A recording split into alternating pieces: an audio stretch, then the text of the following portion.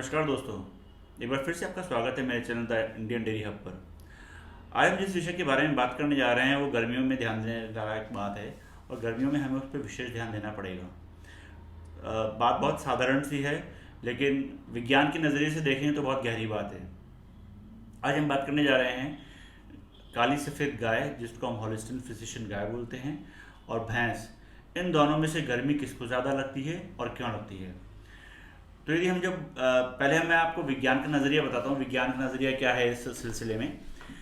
विज्ञान में एक नियम है जिसको न्यूटन का नियम बोलते हैं। वो नियम कहता है कि जो वस्तु जितनी काली होगी उसको गर्मी उतनी ही ज़्यादा लगी होगी।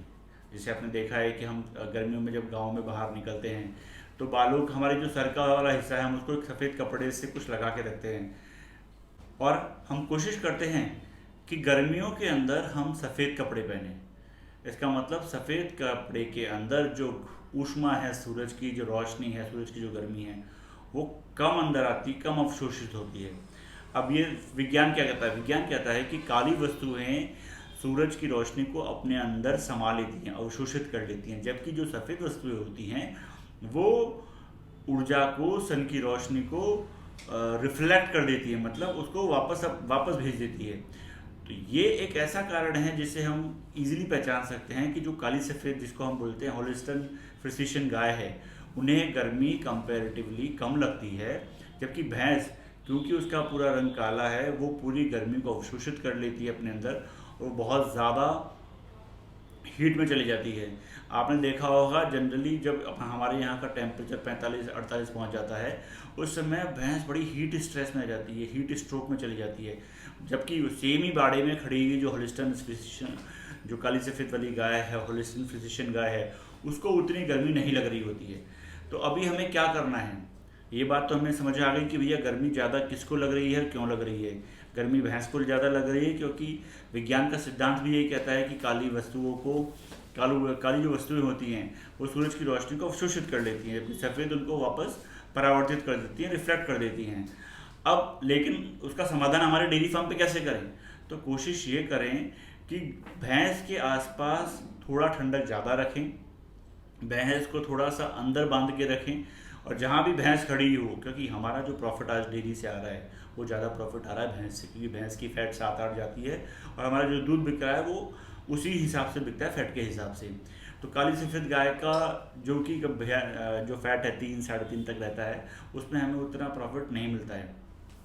तो हमारी जो भैंस है उसको थोड़ी सी हमें केयर ज़्यादा करनी है, और उसको केयर करने के कई तरीके हो सकते हैं। जैसे आप भैंस के भोजन में, वैसे तो आपको गाय का भोजन का भी विशेष ध्यान रखना ही है, लेकिन भैंस के भोजन में आप आंवले का पाउडर डाल सकते हैं। आंवले की जो तासीर है वो ठंडी होती है, वो भैंस की जो अंदर की हीट है, बाहर की हीट का हम कुछ नहीं कर सकते सिवाय पंखा चला के या थोड़ा सा उसको गीला करके, लेकिन अंदर की जो हीट है उसके लिए हम ठंडी तासीर की चीज़ें, जैसे जौ हो गया, आंवला हो गया, नींबू बहुत अच्छा काम करता है।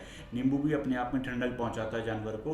और नींबू का एक और फ़ायदा है, यदि किसी जानवर का थनैला शुरू हुआ ये मान लो, तो यदि नींबू का सेवन कराते हैं तो उसके थनैलों में उसको बहुत आराम मिलता है। उसके थन टाइट नहीं होंगे, एकदम जो हाड़ पत्थर की तरह हो जाते हैं वो भी नहीं होंगे। तो विशेष ध्यान अभी हमें भैंस पे देना है, क्योंकि भैंस इस गर्मी के अंदर, जो कि प्रचंड गर्मी है 45-48 डिग्री सेल्सियस की, उसके अंदर भैंस के अंदर हीट स्ट्रेस बहुत ज़्यादा होता है, बहुत हीट स्ट्रोक होता है, भैंस बहुत परेशान रहती है अंदर से, और साइलेंट हीट आती है उसको। जब वो हीट में भी जाएगी तो साइलेंट हीट आएगी उसको, तो हमें पता ही लगेगा कि कब उसका समय आ गया, कब उसको हमें आर्टिफिशियल इंसेमिनेशन जिसको हम बोलते हैं, हमें उसको कब ज्ञापन करवाना है। तो हमें भैंस के भोजन में आंवला ऐड करना है, आप जो ऐड कर सकते हैं। शीशम के पत्ते यदि आपको मिल जाएं तो थोड़े शीशम के पत्ते खिला सकते हैं, शीशम के पत्ते की भी तासीर ठंडी होती है, वो बड़ा अच्छा काम करेगा। एक और चीज़, मिश्री यदि आपके पास है तो उसके पानी में मिश्री घोल दें और मिश्री उसको पिला दें। मिश्री की तासीर ठंडी है। थोड़ी बहुत सौंफ आप गर्म करके, मतलब गर्म पानी में उबाल के उस ठंडा करके उसके पानी में मिला दें तो उसकी भी तासीर ठंडी है। यदि आप ये कुछ उपाय कर लेंगे भैंस के लिए, तो भैंस हीट स्ट्रोक में नहीं जाएगी, भैंस परेशान बिल्कुल नहीं होगी। और विज्ञान के हिसाब से देखें या हमारे खुद के हमारा जो एक एक्सपीरियंस रहा है, हमारा जो एक लंबा अरसे से हमने जो महसूस किया है डेयरी फार्म पे, हमने भी यही देखा है कि भाई भैंस को गर्मी ज़्यादा लगती है गाय की अपेक्षा।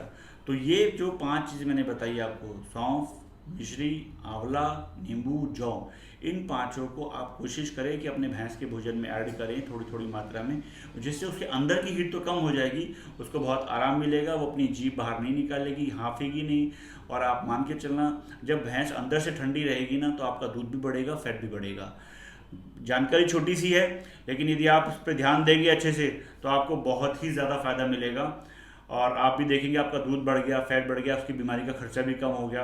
और सबसे बड़ी बात, इस हीट स्ट्रेस के अंदर जो उसका ज्ञापन है, जो उसका जो एक महीना स्किप हो जाता है, वो भी स्किप नहीं होगा।